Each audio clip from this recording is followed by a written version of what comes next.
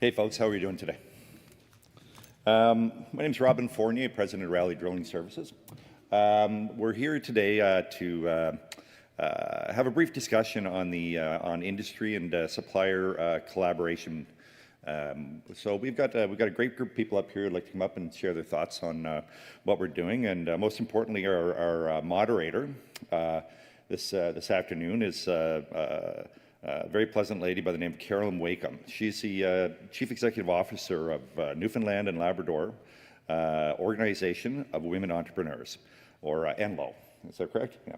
So she tried to give me a brief description of what she was, what her role is, and it sounds very fascinating. She spends a lot of time looking to build collaborative efforts for, between industry, helping women in industry get build and design, build, and implement their business. And then my understanding is also that that she works hard to introduce many female entrepreneurs to industry throughout the province.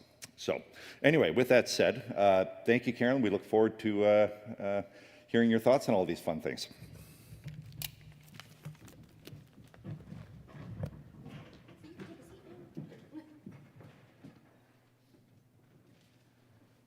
Good afternoon, everyone. Thank you for joining us today. For what I know, will be an insightful discussion on industry and supplier collaboration, a topic that lies at the heart of driving inclusive and sustainable growth in Newfoundland and Labrador mining and supply chain sectors. I am Carolyn Wakeham, CEO of the Newfoundland and Labrador Organization of Women Entrepreneurs, and I'm honored to moderate this panel this afternoon with industry leaders who each bring unique perspectives from across the mining, drilling, HR, and fabrication sectors. So today's panel will discuss how businesses can effectively engage with mining projects, from winning contracts and managing scope, scaling teams quickly when opportunity strikes, and the power of workforce diversification. So now let me introduce the incredible leaders who will guide us through this conversation. So I'd like to welcome Aimee Thorne, Superintendent of Contracts with Calibre Mining, Robin Fournier, President of Rally Drilling, Jenessa, Director of Operations with HR Project Partners, and Jenny Jefferies, General Manager with Eastern Composites Services.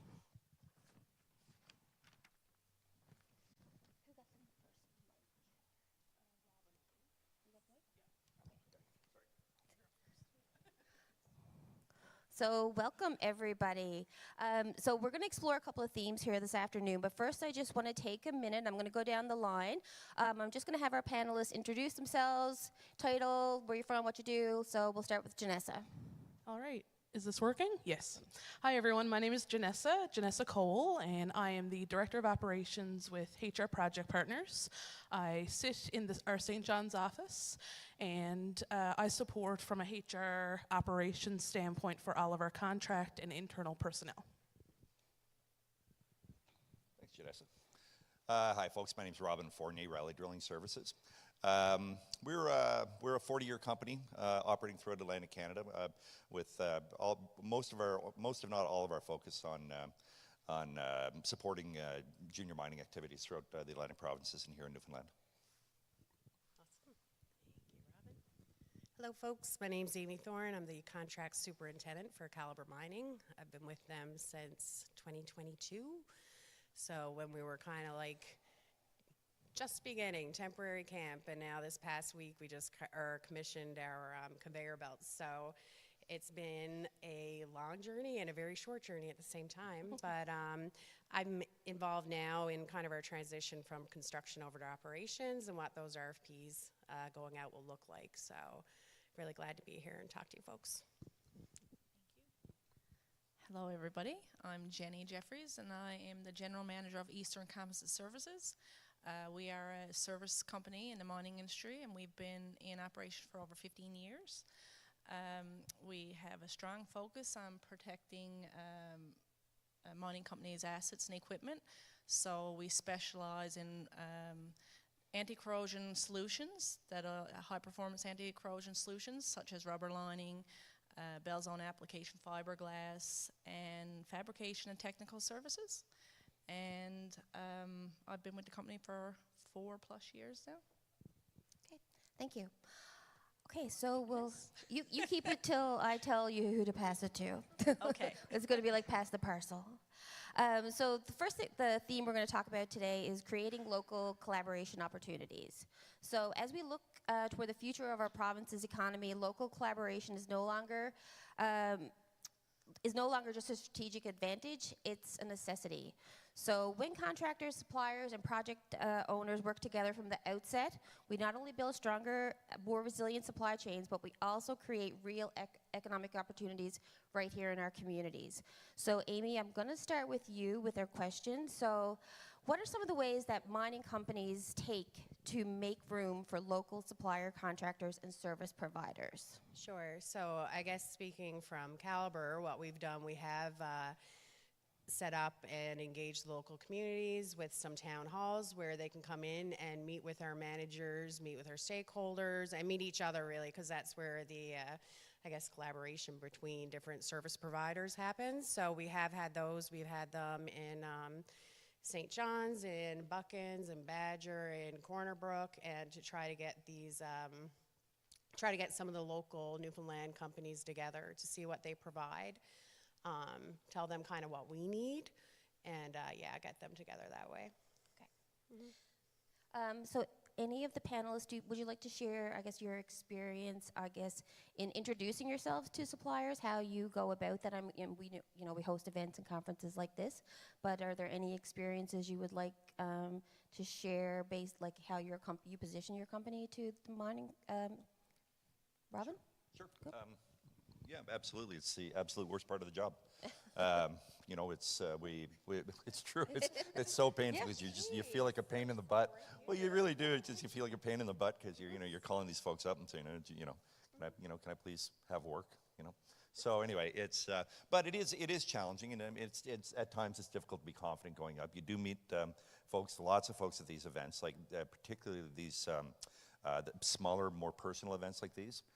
You go to PDAC, you're just in a giant wash of people, right? But, this event, there's not too many people in the room that, at one point or another I haven't met, over the last couple of days. So it's, so this is a fantastic method of doing that. And then other than that, it's just it's just being around the field forever and knowing people in the field. Yep. So. I think too, and again, I didn't introduce the company, but HRPP, we are a recruitment and consulting company. We provide people, so, the first person up, So I think, again, putting yourself out there, asking questions, getting comfortable. Piece of it, and we want to deliver it flawlessly.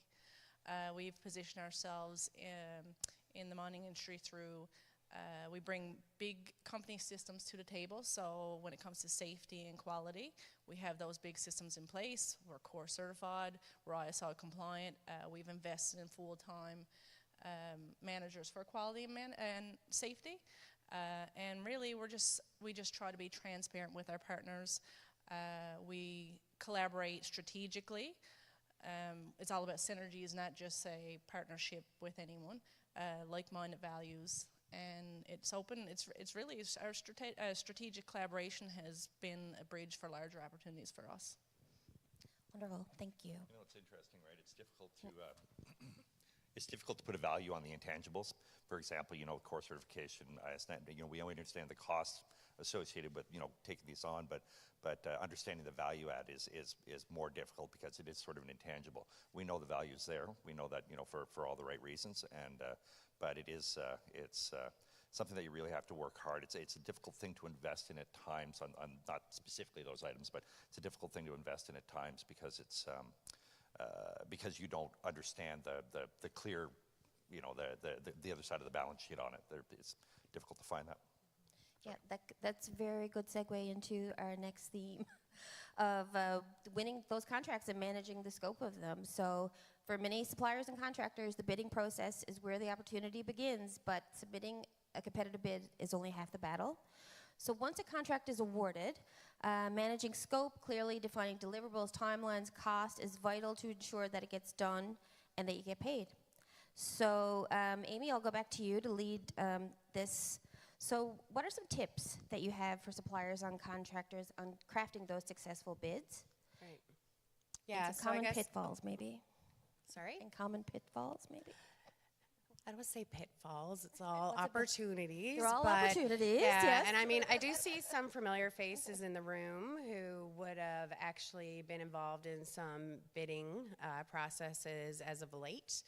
So, I mean, we do go through a large evaluation of those proposals. So we always appreciate what people are supplying and what they're putting forth. Some, I guess, tips that I would mention. Don't undersell yourself. Make sure that you're putting in all of the information that we require, all the services that you could provide, and at the same time, don't oversell yourself. Like, we want honest bids. Sometimes, and I'm not speaking from just a cost perspective as well, I'm speaking from experience or what you'll be able to provide in the long term. So yeah, just really make sure that you're putting forward an honest bid. And that you're taking care of yourself as well. I mean, you're a business, you want to be successful, we're a business, we want you to be successful as well. So we want to make sure that there's not an additional hardship in that. Yeah, so that'd be, sometimes that could be a pitfall, sometimes it's an advantage. Another pitfall is probably for, I know the ones that have received recent proposals, the document is long. It could be a bit daunting, but ask the questions.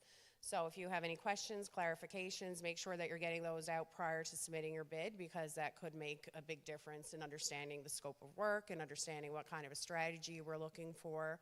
So yeah, that'd be, it's a very interactive time during those proposals and even afterwards with post-bid clarifications and everything. But that's really our time to like hash out these questions and make sure that when we do go into the into the contract phase, that we have all the information that we need to put in there. Jenny or Rob, anyone would like to chime in about your experience and how you prepare?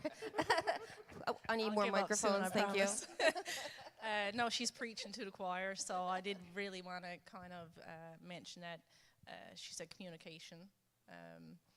Communication is key throughout these contracts. What we've done to manage scope creep and you know, overages. Basically, we've implemented strong internal controls, and transparency is key. Communication is key. Communication protocols to ensure everybody is aware of it. Change order management protocols, all those, because at the end of the day, like you said, Carolyn, getting the contract or securing it is the first part. Repeat business happens when you execute it in a way that you manage it effectively. Okay, I'll give up now. That's okay. I forgot what I was going to say anyway. No, and that is, you know, and I have to reiterate that the transparency and the fact that you really need to understand what you know exactly what's being asked of you, because you can easily slip down the wrong road. We work on the services side of things, so we tend to have some, you know, it's difficult for us to give an exact number of what a project's going to cost and so on and so forth. But if you're able to manage a solid communication methodology with your client, it's invaluable. It truly is. And I think from, I guess, our standpoint in the business that we're in, more so, I guess, what we've learned through working with companies, again, exactly what the team here has said, ask the questions. And one of the things that we've realized and noticed is that, you know, it's important to give feedback as well. So, you know, we provide people. It's a service. And when we get these large RFPs, they're huge, and they talk about quality systems and safety systems, and the scoring is on this and it's on that. And in some cases, it's not always applicable to the business that we operate. So, you know, that's important too to keep in mind. But again, pulling on your partnerships in that way as well is important. So there's companies out there that can support you with that if you do need that to supply a bid. So that's really important as well. Okay, thank you. Yeah, so this also merges nicely into our next part of the discussion on scaling your business for success. So when you land the big project, it is, you know, it can be a game changer, but it comes with rapid growth and risks. So Aimee, I'll go back to you to talk about just to give some tips, smaller companies should consider when scaling quickly for a major contract. And then we can go to the panel just to talk about how you manage risks, how you scale. Yeah, for sure. So I guess one of the main things when you do get a scope that's going to increase your business, make sure that you're comfortable from a personal level, a financial level, an organizational level to take on that additional scope. We are happy to see companies and organizations grow because they are involved with our mining. But again, it comes back to the point that we don't want to see anyone harmed by doing business with us. So, I mean, if you're comfortable with having that scope growth, then it's really important that you understand the schedule of when those ramp ups are going to happen so that you're well prepared for them, that you're not going out and say, for instance, I don't know, renting equipment that you might have on the block for 6 months and not being using it, or ramping up personnel when we know that we're going to need them in this quarter or this quarter or this quarter. So it's really important to have, again, that communication with your contractor and client to understand when you need to make those decisions and what's best. So that's part of it. Another thing for collaboration with other local or small companies, I mean, that's another thing that you can do to kind of make sure or mitigate some of that risk with the growth, is to lean on who else is available that could help provide some of those services or equipment or materials during a period. So that's really when partnerships and collaboration play a key role. So would anyone like to speak to? Yeah, and exactly to your point. I mean, it's imperative. I mean, you can. We can get awarded a large project, but if you're not capable of doing it, you need to be upfront and honest on the front end of it, because there are opportunities to potentially collaborate. If you try and take on too much on your own, you'll often fail at it. I've built a number of small companies and grown them up over the years. I hate to date myself like that, but they have, we have seen, and we've seen that in the past, that managing that growth, or trying to manage that growth can just devastate your company, right? And not to mention the vendors or the client as well. I do like to hear that, by the way, is that you're interested in seeing both sides of the business succeed. If either side of it has difficulty, we're going to both partners in the organization are going to fail, right? So. And I think as well, when you talk about scaling up as a business, is not compromising in your processes and making sure that, again, coming from the HR hiring lens, that your onboarding process is still, it touches on the main points that you need to cover, safety and, harassment and all that. But it's important, to follow those, but kind of speed it up a little bit. Maybe you don't need to include this policy because it's not that important right now, but maybe you can, get it done at a later time. So you have to keep that in mind as well, but don't compromise on, your internal processes when you are scaling up. And scaling up means that you need more people, so it's important to make sure that, your people are taken care of in that process. And I just want to say, as a small business service provider, for us, the partnerships, I guess, is full circle. So when it comes to scaling up in a big project as well, we can't forget those temporary hiring companies. We've utilized those in the past for scaling up. The training is already provided. They're used to, the site and how the mining industry works. So while sometimes we'll hire full-time, but we also rely and create partnerships with temporary staffing solutions as well. Because at the end of the day, we just want to, like I said, deliver to the client flawlessly and make sure it's completed so that the project's completed so that we don't miss any deadlines. Yeah, I was going to say missed opportunity. Excellent, thank you. So, workforce and labor shortages have come up throughout several of the themes here the last couple of days. So let's talk into the power of workforce diversification. So we know that, research has shown that diverse teams are more productive, more innovative, and ultimately more profitable. And by actively including, underrepresented groups like women, Indigenous, newcomers, in underrepresented industries, we're not only addressing a labor shortage, we're boosting competitiveness and long-term performance. So, Jenessa, I'm going to start with you, and so you can talk about, some of the best practices for building inclusive and productive teams, especially in the mining sector. For sure. I have a lot of points on this one. I'll try to keep it short and sweet, but I think it all begins, at the top, as people say. So the tone of the organization and the culture. Don't be afraid to build those partnerships with Indigenous communities, women in trades, working with local communities, specifically, within mining as well. And I guess back to the recruitment side of things, when you look at being inclusive and hiring inclusively, your advertising, it's as simple as that.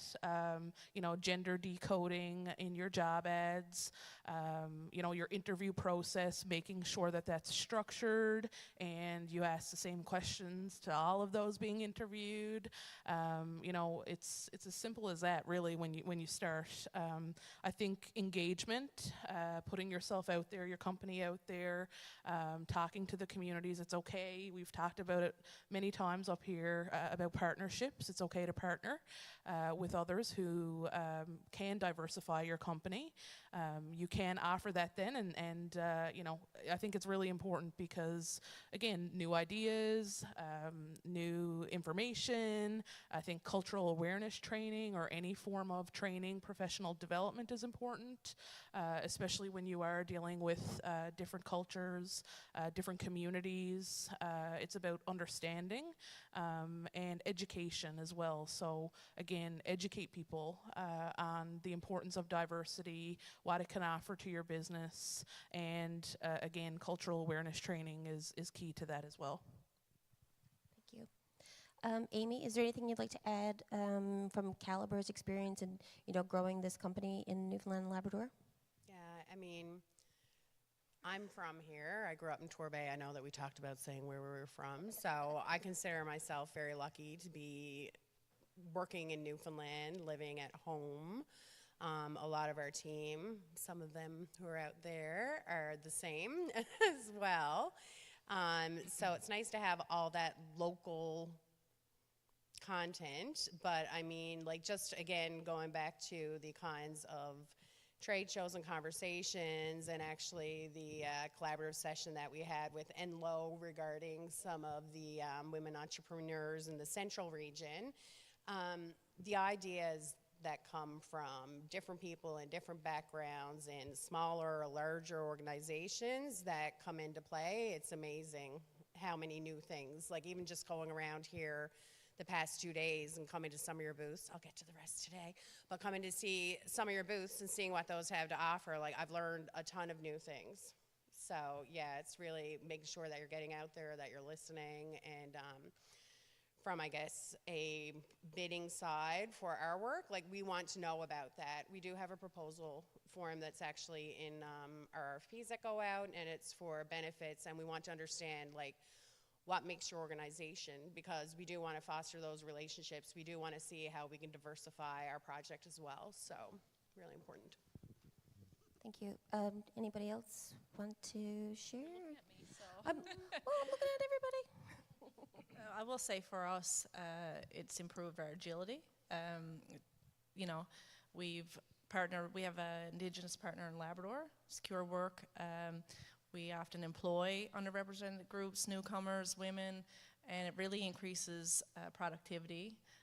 Turnover is not as high, and it also gives us access to additional funding for projects. So overall, it's, like I said, it's made us more agile as a small business.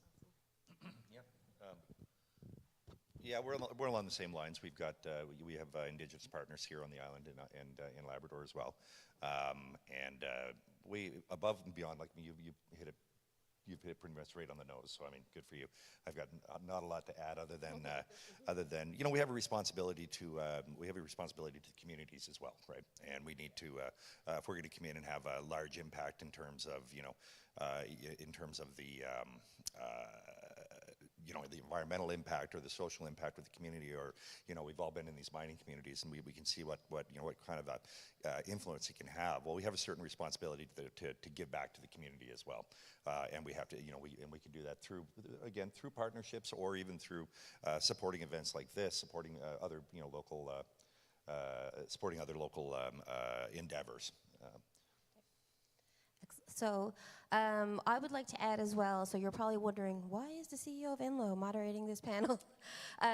So Calibre has been a tremendous partner to work with Enlo over the last number of years, not only supporting, you know, our mandate, the organization itself, but they've been so great to work with and for us to be able to expose women entrepreneurs in the province to opportunities, and we're already seeing the benefit of that. There's women in central Newfoundland that are benefiting from this project, so I just wanted to give them their flowers for, you know, putting their money where their mouth is, so it's wonderful. So we do have time for some questions. So, and if you have a question, you want to direct it at someone in particular, so the mic is there, and go. Oh, Betsy, you look like you're going to get up. Hi, my name's Andrea Marsh. I'm regional manager for a industrial distribution company. We have a branch here in Mount Pearl, Newfoundland. I guess my question would be, I mean, we do a lot of RFPs and quotes and things like that. What would be the most important characteristic that you're looking for in a supplier partner?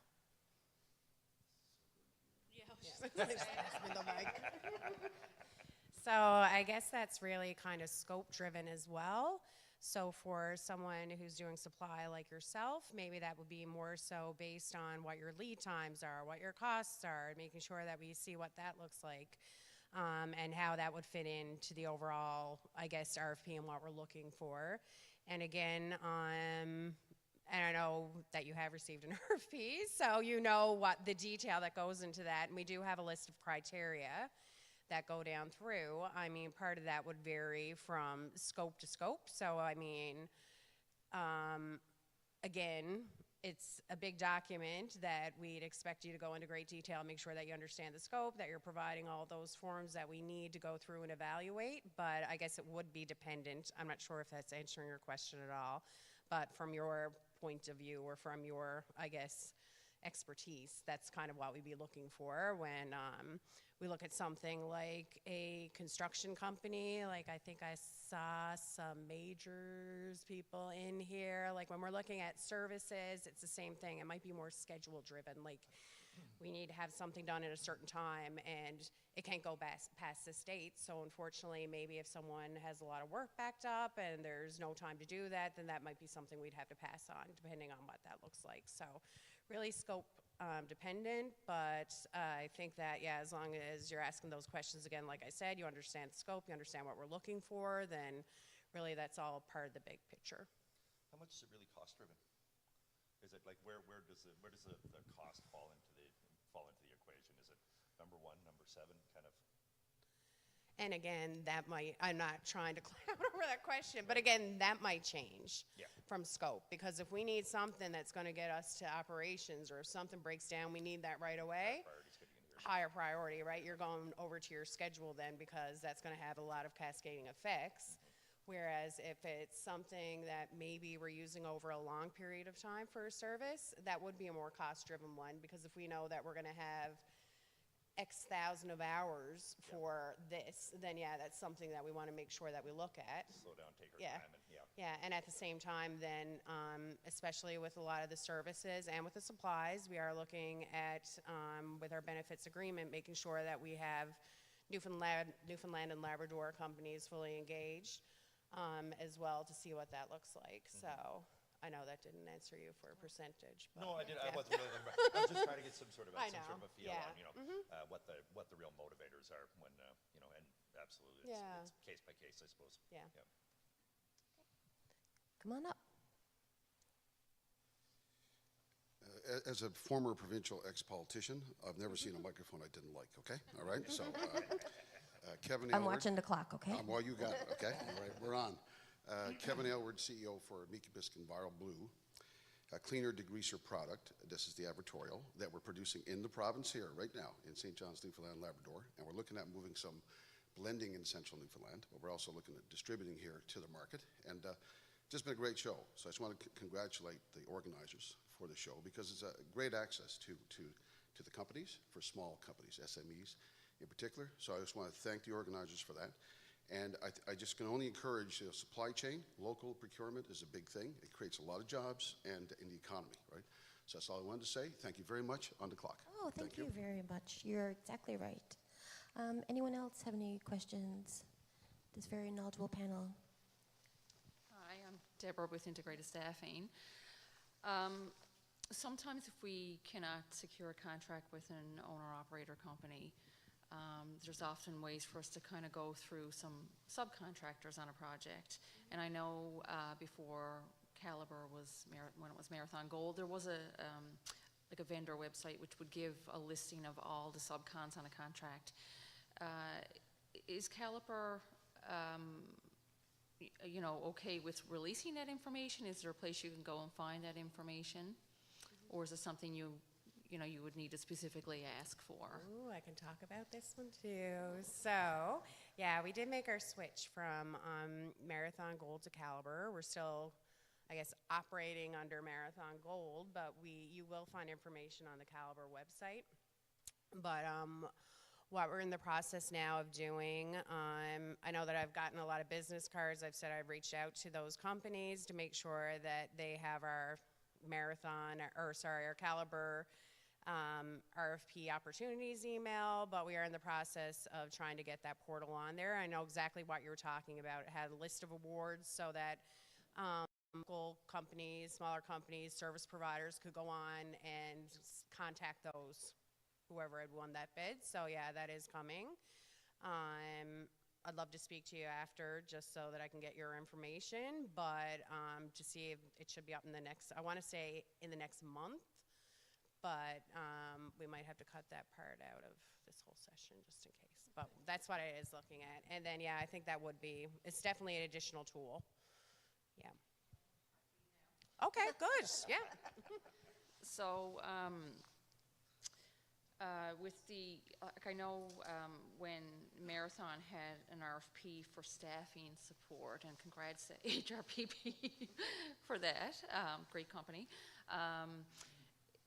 Where do you normally cascade your EOIs or RFPs? Is it something where you would have to register as a potential supplier or just keep an eye on the website? Is it cascaded through Mining NL? Yeah, so I mean, again, I'm glad that you asked that question. That's a good one as well. So I know that we do release executive summaries that would go through. I know that Enloe gets copies of those as well as all the local communities. I think that we will. There's the intent to put those on the website as well. And I mean, it'd just be a schedule with, I guess, really it would just be kind of a window of a month or whatever, whenever those RFPs would be going out. So then you could still follow up with that email. There's 3 of us from our contracts department who have access to that to just kind of maintain and make sure that we're following up with everyone. But yeah, I think that that'd be the best course. So once we get that portal up and running, it'll be a game changer. But again, we're always available to give updates through that website or through that email address. Okay, everybody. All your questions have been answered. Wonderful. Okay, so we do still have some time. So before we wrap it up, I just want to, let's talk about success. Let's talk about success stories. Jenny alluded to collaborations that they've done. So if you'd like, would you like to share a success story of a local collaboration that led to, growth or innovation in your company? Jenessa's burn. I can see your mind turning. Yeah. So for us, partnerships we were established in 2015, and in 2017 we did take on a minority partnership that allowed us to grow our company and be able to sustain ourselves, I guess, and position ourselves to, build the business, take on more contract personnel, and provide that support to companies. We also have an Indigenous partnership, and we meet with them regularly. It's a great point of contact for us. Again, with that engagement, it diversifies our business. We pull, from their pool of potential candidates. We think that that's really important. Enloe, I know when Jackie started the company back in 2015, Enloe was had a huge impact on her success and growth, and again, networking and building the business. I think working with the community, giving back, I think is really important. I think it's really important for HRPP. The more you give, the more you get. So, it's important to just give back to the communities that you work in, because, and not just for the sake of, the recognition. It's important to give back as a thank you, and that the universe will appreciate that and will send more business your way because of it, I am sure. So that's really important as well. So lots of success through partnership and collaboration. We were talking earlier about competitors and how, competition, it's not a dirty word. It's a good thing. Good thing to have competition. And again, it goes back to the diversity. So competition it's not a bad thing. So. No, it makes people work better and smarter. Yeah. Yeah, I think from a collaborative perspective, I mean, I view, our relationships with our vendors, our employees, et cetera, as being, I view each of these as being a collaboration in a sense. When we came over about 6 years ago now, the pool of talent was fairly depleted at the time. Like we were having a difficult time finding what we considered to be qualified people and whatnot. And so we took a different approach with it, and we hired. There's a good number. The workforce here is just fantastic. I love the workforce here, and we ended up hiring people. We put excessive supervision on. So we're just driller guys. Drilling's not that difficult to do. Well, until you have problems, okay. But our thinking behind it was that, look, well, let's bring on new people. These guys had a lot of oil and gas experience. They had a lot of, so I mean, they understood working in industry. They understood working, in this type of an environment. But they weren't trained drillers. They weren't, we had to work along with them. But since then, I mean, we went up to about 120 employees. We've trained every one of our drillers. We're over 95% Newfoundland employees at this point.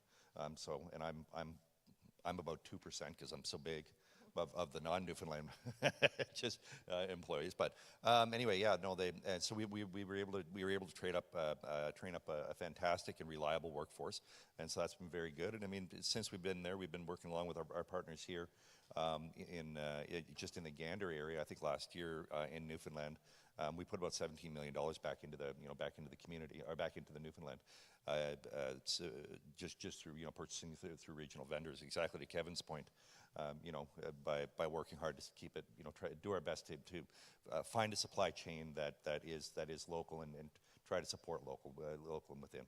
So anyway, that was I guess that would be a success story that Absolutely. Sorry. No worries. And I guess from Calibre's side, we do have a lot of success stories within the community, not only with like food banks supporting community events and school events and the hospice house in Grand Falls, Windsor. Like there's a lot of stuff that we have those success stories with the local communities, but I guess really what I'm really looking forward to is all these major successes that we're going to have in the future. Right now we're in commissioning, so a couple of people that have come to the booth and that I've talked to have totally geeked out on how we saw the rocks moving up the conveyors. Like we're getting there. I've been there from when it was just a temporary camp, and I see Adam Wall down there in the audience. I mean, he was there when it was just little bunkhouses. So, I mean, like, we're almost there, and the success is going to be for everybody, and that's what I really look forward to. And I'm not going to take up much more time, but I did want to share a little story. Yesterday, I had the honor, I don't know how they picked me, but I judged the science fair that was happening just outside here. And one of the girls talked about how her grandfather, who I know very well with Calibre, he's home now from Alberta, and he's working from home, and I just see that that's going to be happening a lot more. And I mean, it pulls on the heartstrings to see that we have right now 14-year mine life with like a really robust exploration program happening as well, and just to see what that success is going to be, not only for central Newfoundland, but Labrador, or for Newfoundland and Labrador in general as well. Yeah. A whole new generation. Yeah, awesome. excellent. And for us at Eastern Campus, like I said, success for us has always been through collaboration because we're a small business. I remember trying to develop the relationship with Calibre years ago, just going out, showing up on the doorstep, and it's never too early to start building that relationship. They didn't need us at the time, obviously, but now that we're starting to see operation and maintenance, this is where we're going to come in. So I firmly believe that it's never too early to start building a relationship. We have done work for, I will say, our success in being present in central Newfoundland has been through collaboration, bigger companies where we're a subcontractor. We are the only rubber lining service in Newfoundland. So a bigger package will be successfully bid by a bigger company, but we'll always get that piece of the pie. So we're just going to continue to try to collaborate with those companies, try to get our face out there, and just make those connections. Absolutely. Showing up is half of the work. So we have a couple of minutes left. So I just want to thank you all so much for sharing your expertise and your insights. I don't think there's any shortage of opportunities in this room, and there's lots of opportunities for further discussion. And I'm sure these lovely panelists will be available if you want to, have a side chat or something. So if there's no closing remarks, anybody, one last burning tidbit you want to get out? No. No, just to thank everyone. And this was my first MinEx conference, and it's been great. I only got to do the first half, so I'm looking forward to seeing the second half of the exhibits and talking to some more people. And I do have another booth duty, so I will be at the Calibre booth at 3 o'clock if anyone Aimee wants at 3? to chat. But yeah. Yeah, I'll just echo. I'll echo that as well. Thank you so much, Leah. Thanks so much for putting this together. Greatly appreciated, and I think you guys did a wonderful job. Thank you, Carolyn. You're wonderful. Oh, thank you. All right. That's it. That concludes our session today.